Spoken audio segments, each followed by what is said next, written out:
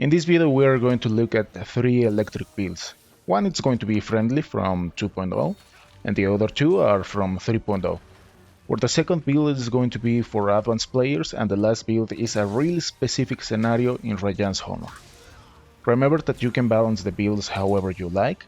If you like to go for attack boost or critical eye, relying on elemental damage or raw damage, that is completely up to you. As it is usual in this channel, let's analyze a bit electric element and then I'll show the builds. I'll consider 15 as the minimum to be effective. After 3.0 we have 46 monsters. In 29 scenarios these builds would be effective. And just for the reference, with the friendly build I can beat Lord of Beetlejuice in around 9 minutes in a casual hunt. So that is a good time in my opinion. Once that is out of the way, let's begin with the first build. This is a pretty reliable build in terms of crits at 75% in weak spots. For the first and the second build I am trying to exploit elemental damage as much as possible, reason why we are going for Thunder Attack 5 and Critical Element 3.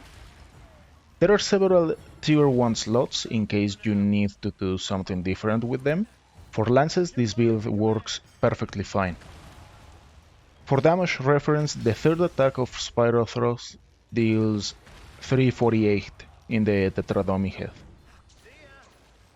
For the second build, there is a tricky part, because I am throwing Basret's braces. Let's remember that your health needs to be at 50.001% for this to work. Reason why I say this one is for advanced players. If your HP falls at 50%, you will be inflicted with Dragon Blight, and you will lose all the electric damage. But also, this gives you the opportunity to throw more raw damage and improving the crit percent. In case if you don't have a charm like the one I'm showing you, you can put some more critical boost or critical eye, relying a little bit more into crits. That also works for this one. The damage dealt in the Tetradomi was 375. For this second build, in case a newer player wants to use it, I recommend you watch this video.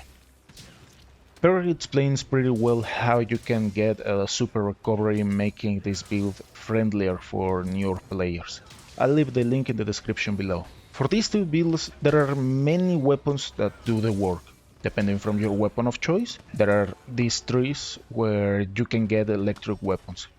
Tobikadachi, Thunder, Zinogre, Vanahabra. And if you want something really specific, you can make a Rampage weapon with Thunder 3 or 4. The rest is completely up to you. Personally, in most cases I prefer Zinogre 3 weapons. However, getting Zinogre Jasper can take some time. Just as a side note, I seriously thought that I would be able to use Storm Soul from Narwen Ibushi, but having to use 3 pieces to have that extra electric damage is just too much, and you have skills all over the place. However, if you want to try it, be my guest. And for the last build, if you are the kind of person that sees green sharpness and gets scared, thinking that it doesn't work, this may not be for you.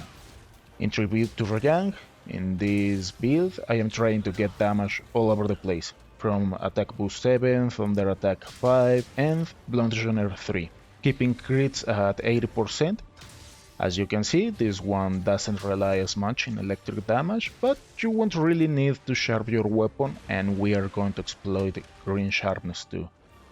In case that your HP reaches 50%, you won't lose so much damage, so you can keep attacking like there's no tomorrow.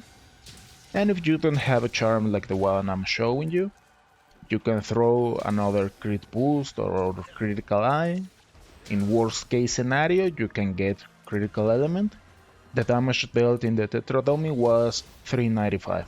I hope these builds give you ideas to work some other electric builds. Thank you for watching, and I'll see you next time.